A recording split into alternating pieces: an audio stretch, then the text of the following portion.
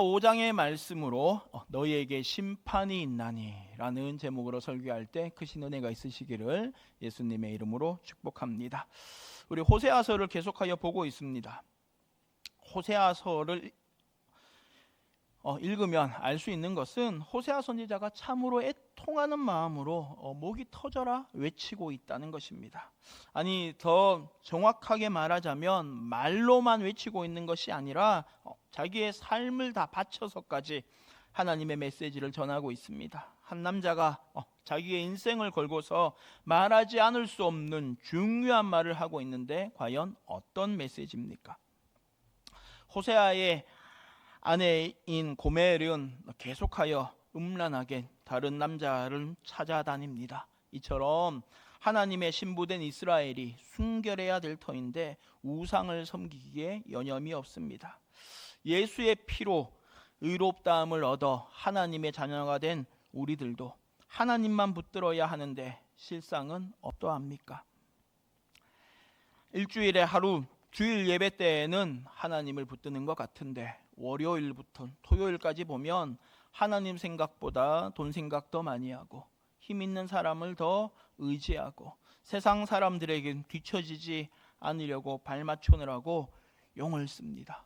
호세아가 목이 터지도록 외치는 메시지가 이것입니다. 바로 이것이 간음이라고 외치고 있습니다. 자, 이 시간 수요 예배 나오신 분들은 교회가 처음이 아닐 것이고 예배가 낯설지 않으실 것입니다. 오랜 세월 동안 몸에 익혀 너무나 자연스럽습니다. 예배당에 오면 집에 온 것처럼 편안합니다.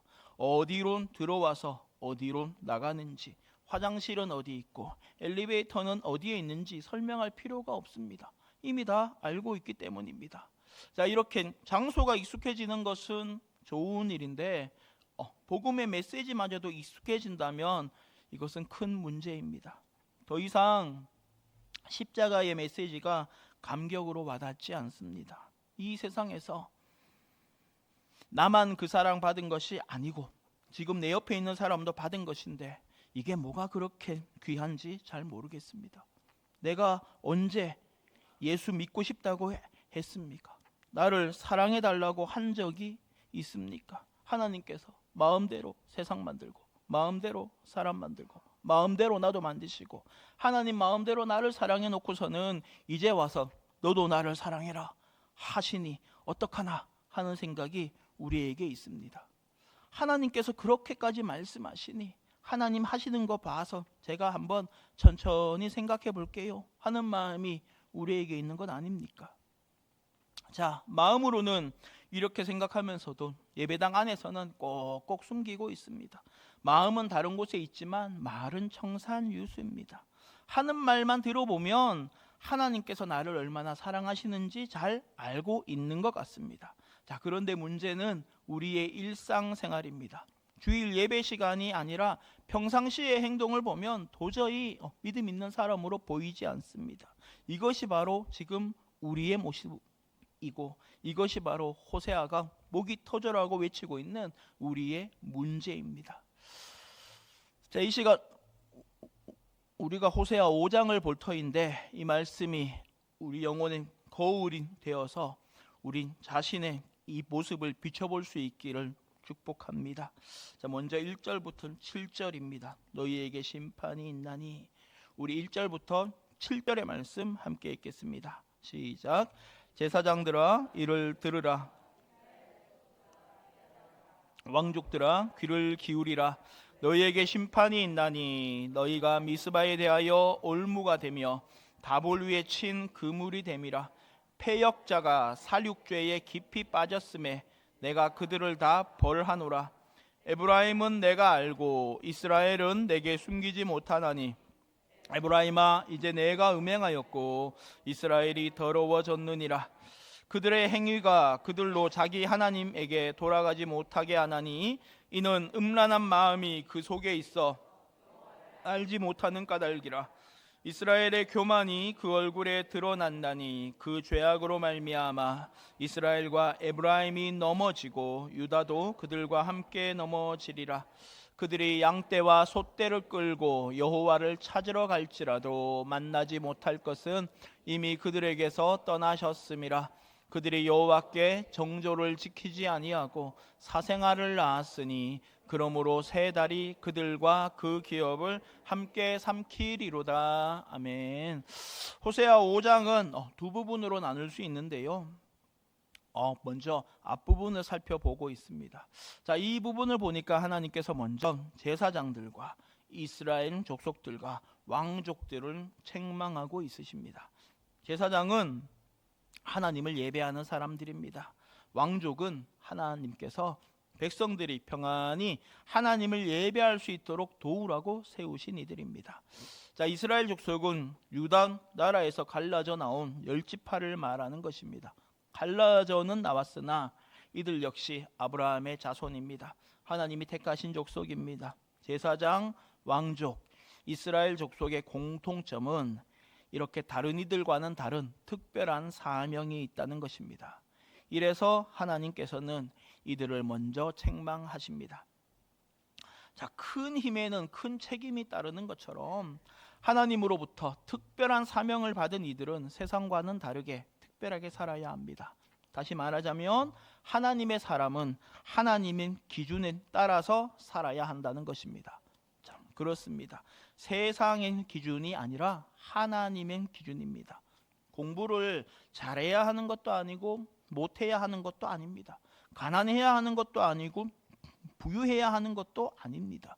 이것들은 세상의 기준일 뿐입니다. 호세아를 통해 하나님께서 말씀하시는 그 기준이 무엇입니까? 3절과 4절 말씀을 보니까 바로 음란하지 말라 하는 것입니다. 음행하지 말라가 하나님의 기준입니다.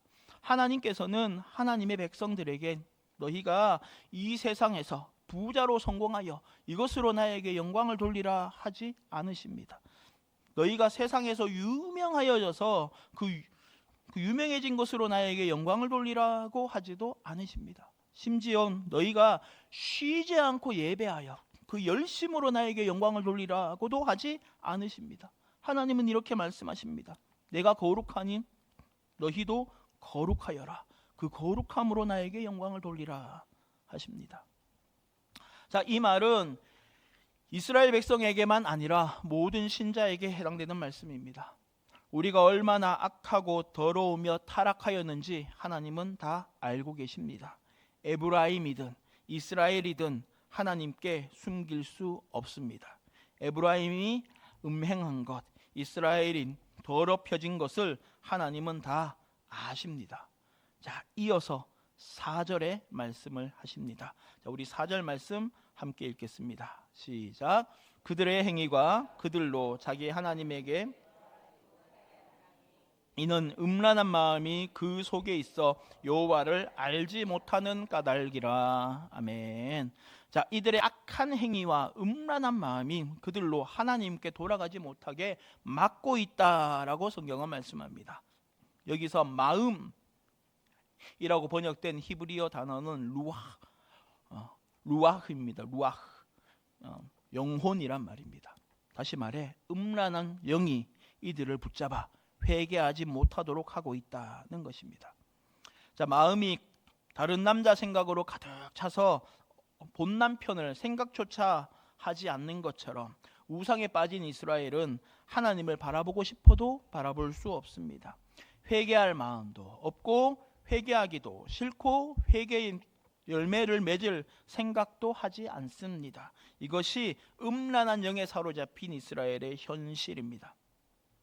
우리가 하나님을 믿는 것은 성령의 도우심 때문입니다.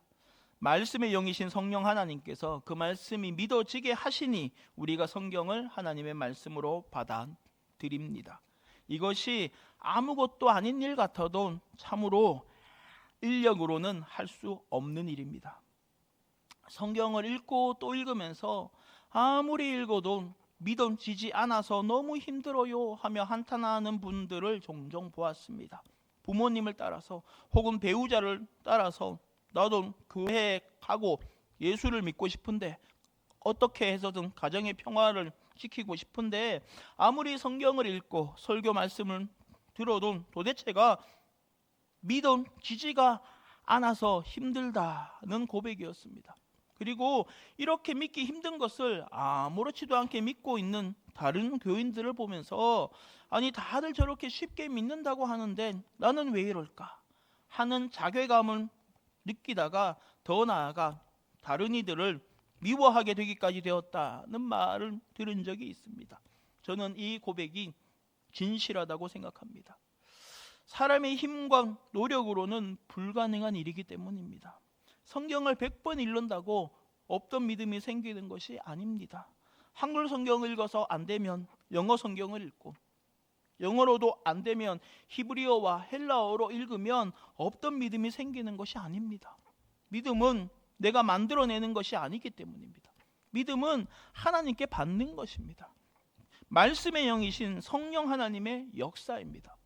성령이 내 안에 계시면 하나님의 말씀이 믿어지고 하나님의 말씀대로 살아야 되겠다 하는 마음이 생깁니다. 하나님이 하시는 일입니다. 하지만 다시 4절을 보면 이들에게는 하나님의 영, 하나님의 마음이 없습니다. 음란한 영, 음란한 마음이 있습니다.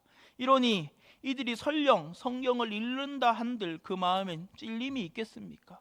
우상을 바라보기에 익숙하고 우상 숭배에 찌들어 있으니 하나님도 자기에게 익숙한 방법으로 섬기려 합니다. 그리하여 6절에 이 일이 벌어집니다. 우리 6절 말씀 함께 읽습니다. 시작. 그들이 양떼와 소떼를 끌고 갈지라도 만나지 못할 것은 이미 그들에게서 떠나셨음이라. 아멘. 자, 이들은 여전히 정신을 차리지 못하고 있습니다. 우상만 섬기다가 하나님께도 한 번씩 나아갈 때에 미안했던지 양떼와 소떼를 끌고 갑니다. 우상을 섬기던 습관대로 하나님을 예배하려고 합니다. 그래서 많은 예물을 준비하여 하나님을 찾아갑니다. 그러나 예배의 핵심은 얼마나 많은 것을 바치느냐에 있지 않습니다. 설령 온 이스라엘의 양과 소를 다 끌고 오더라도 이것이 하나님을 만날 보증이 되는 것은 아닙니다. 왜냐하면 하나님께서는 재물이 많다고 무턱대고 좋아하시는 분이 아니시기 때문입니다. 사람이라면 나한테 10만 원 갖고 오는 사람보다 100만 원 갖고 오면 더 반갑게 맞아줄지 모르겠지만 하나님은 이런 분이 아니십니다. 천지 만물을 말씀으로 만드신 이에게 양떼와 소떼가 필요가 있겠습니까? 인간을 만드시고 역사를 이끌어 가시는 분에게 많은 돈이며 탁월한 재능이 필요가 있겠습니까? 하나님께서 원하시는 제사는 상한 심령입니다. 하나님께서는 상하고 통회하는 마음을 못 본 채 하지 않으십니다.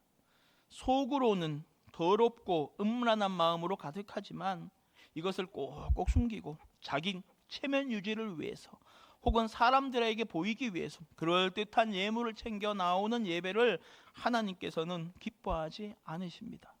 사람의 눈으로 보기에는 참 보잘것없는 모습, 깨지고 부서졌다 하더라도 거룩하고 순전한 마음으로 나오는 이들을 멸시하지 않으신다고 성경은 말씀합니다. 우리는 이 시간 무엇을 가지고 하나님께 나아오셨습니까? 예배 시간마다 우리가 가지고 나와야 할 상한 심령은 무엇입니까?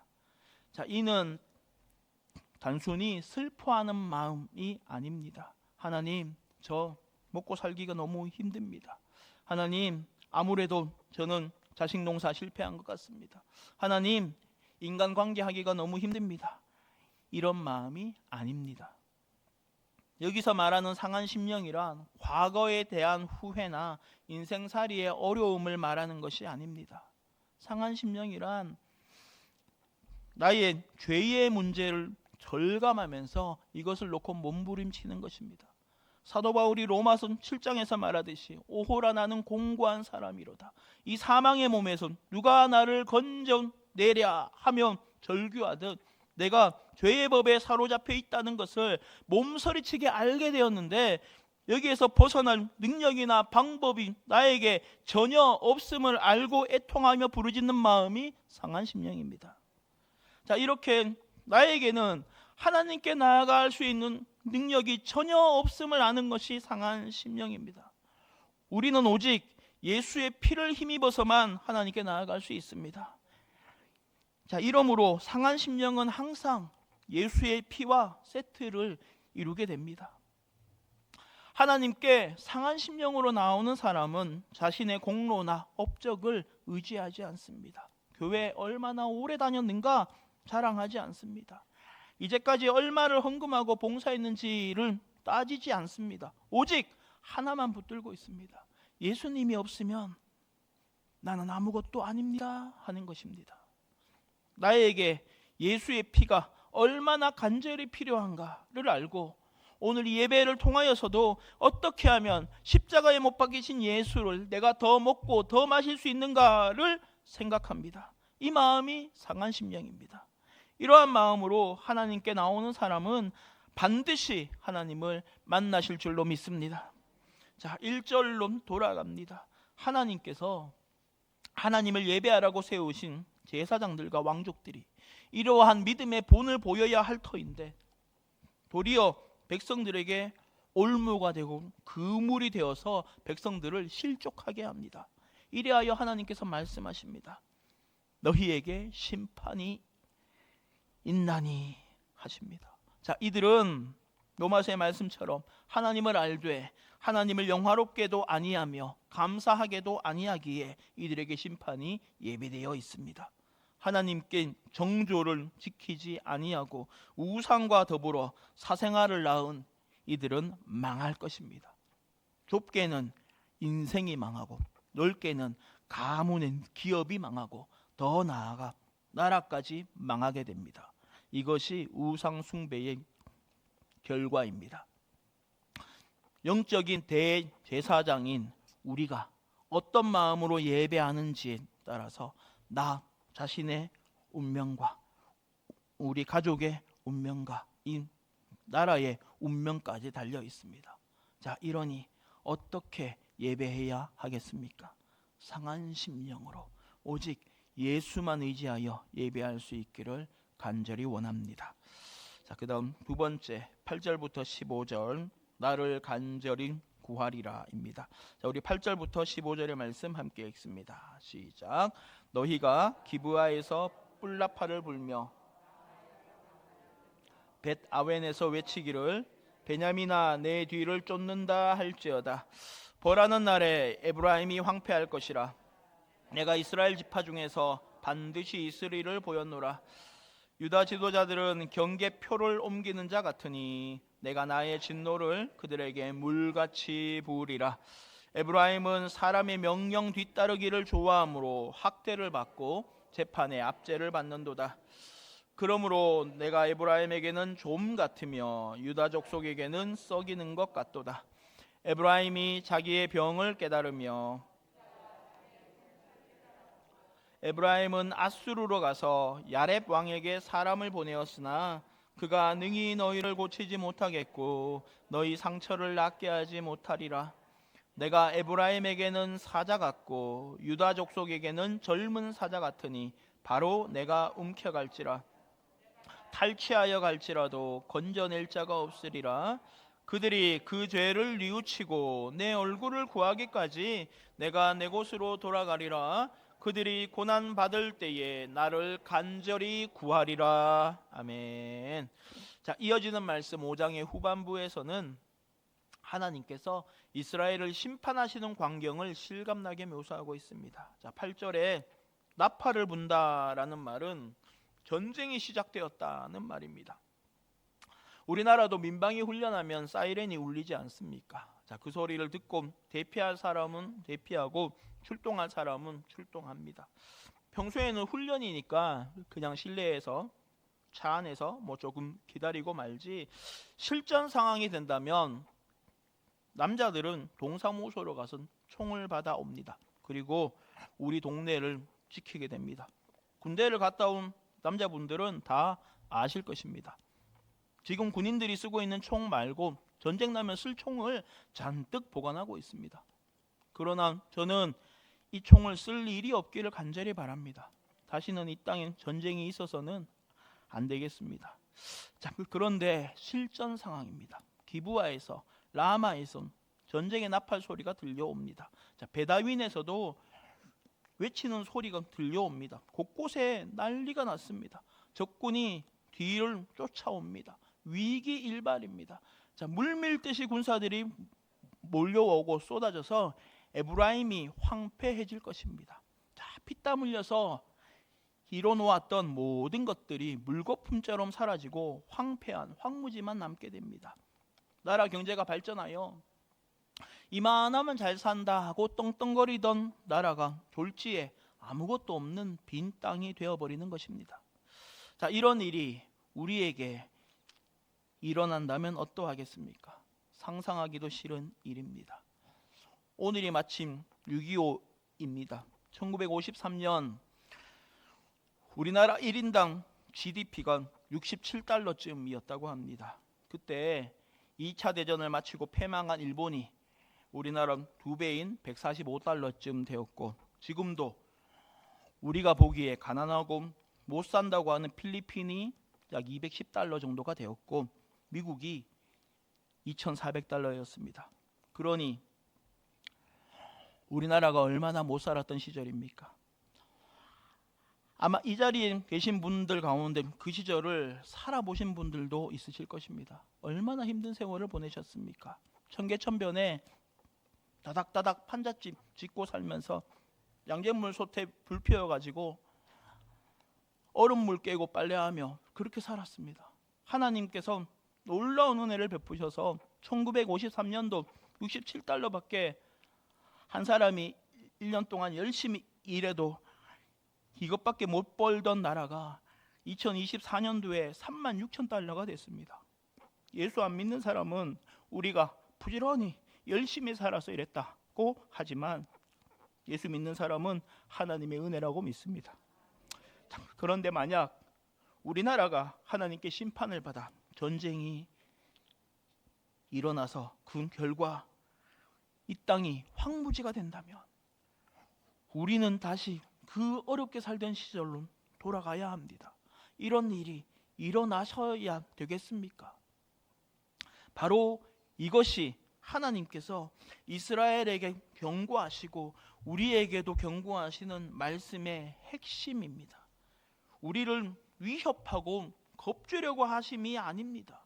이런 일이 다시 일어나서야 되겠느냐? 그러니 회개하고 돌아오라 하는 말씀이 하고 싶으신 것입니다. 하나님의 마음을 헤아릴 수 있는 은혜가 있기를 축복합니다. 오죽하면 하나님께서 이렇게까지 말씀하시겠습니까? 자, 음란한 아내, 쉬지 않고 간음하는 아내 고멜을 그냥 버리면 되지 않겠습니까? 떳떳하고 깨끗한 호세아가 뭐가 아쉬워서 이렇게까지 합니까? 고멜 아니면 세상엔 여자가 없겠습니까? 하지만 이것이 사랑의 힘입니다. 아들, 딸이 말 안 듣는다고 멀리 갔다가 버리고 새로 낳으면 되지 하는 어머니, 아버지가 있습니까? 아무리 자식이 말을 안 듣는다고 해도 갖다 버리는 이것은 아예 선택지에 없지 않습니까? 어떻게 하면 정신 차리게 할까 생각하지 잘됐다. 이 기회에 밖에다 멀리 갖다 버리고 예쁘고 말 잘 듣는 아이로 새로 마련하자 하지 않습니다. 자, 우리가 이러는 것처럼 호세아도 고멜에게 마찬가지고 하나님도 이스라엘 백성에게 마찬가지입니다. 아무리 교만하고 아무리 음란하여도 회개하고 돌아오면 받아주십니다. 이것이 하나님의 사랑입니다. 자, 이럼에도 불구하고 이스라엘 백성이 악한 일을 멈추지 않습니다. 하나님께서 기업으로 정해주신 그 땅의 경계석을 자기의 이익을 따라 자기 마음대로 막 옮깁니다. 또 하나님의 말씀보다는 사람의 말을 듣고 그 명령 따르기를 좋아합니다. 자, 이러다 보니 어쩌다가 간간히 들리는 하나님의 말씀 때문에 골치를 썩입니다. 아, 성경에 왜 이런 말이 있지? 내 마음대로 살고 싶은데 왜 성경에는 하지 말라고 되어 있지? 합니다. 하나님의 말씀이 아니라 우상의 말, 세상의 말, 사람의 말을 따라가니 조미 먹는 것 같고 썩어가는 것 같습니다. 진리를 선포하는 하나님의 말씀이 환영받지 못합니다. 온몸에 성한 것이 성한 곳이 없는 심각한 환자인데 당신은 환자입니다 라는 의사의 말을 탐탁치 않아 합니다. 건강하다는 말이 듣고 싶고 아무런 문제가 없다는 말이 듣고 싶습니다. 이것이 우리의 모습입니다. 자, 일주일 내내 말씀을 멀리 하다가 모처럼 나와서 주일에 하나님의 말씀을 듣습니다. 듣다 보니 말씀이 살아서 나를 여기저기 찔러댑니다. 내 눈으로 볼 때는 아무 문제도 없었고 오히려 살짝 자랑스럽기까지 했는데 하나님의 눈으로 보니 이곳저곳 썩어 문드러져서 멀쩡한 곳이 없다고 합니다. 자, 이럴 때에 어떻게 반응하십니까? 자, 또 저 소리 한다 하십니까? 다 알고 있는 얘기를 뭐하러 계속하나 하십니까? 아닙니다. 말씀이 살아서 나를 찌르는 일은 하나님이 하시는 일입니다. 이럴 때면 감사해야 됩니다. 자, 문제가 나에게 있음을 알고 하나님께 회개하며 엎드려야 합니다. 이것이 은혜 받는 일이요 살 길입니다. 성령의 역사하심으로 말씀을 통해 나를 예수께로 인도하시는 하나님의 사역입니다. 자, 그런데 이스라엘은 어떻게 합니까? 우리 13절의 말씀 함께 읽겠습니다. 시작. 에브라임이 유다가 자기의 상처를 깨달았고 에브라임은 아수르로 가서 야렙 왕에게 사람을 보내었으나 그가 능히 너희를 고치지 못하겠고 너희 상처를 낫게 하지 못하리라. 아멘. 하나님께서 은혜를 주셔서 자기의 상처와 병을 알게 되었습니다. 지금 정말로 심각한 위기라는 것을 알았습니다. 자, 그런데 이것을 깨달았음에도 이들은 하나님께 엎드리지 않고 회개하지 않습니다. 오히려 아수르로 가서 야렙 왕에게 나아갑니다. 왕이시여 살려주세요. 고쳐주세요. 낫게 해주세요 라고 합니다.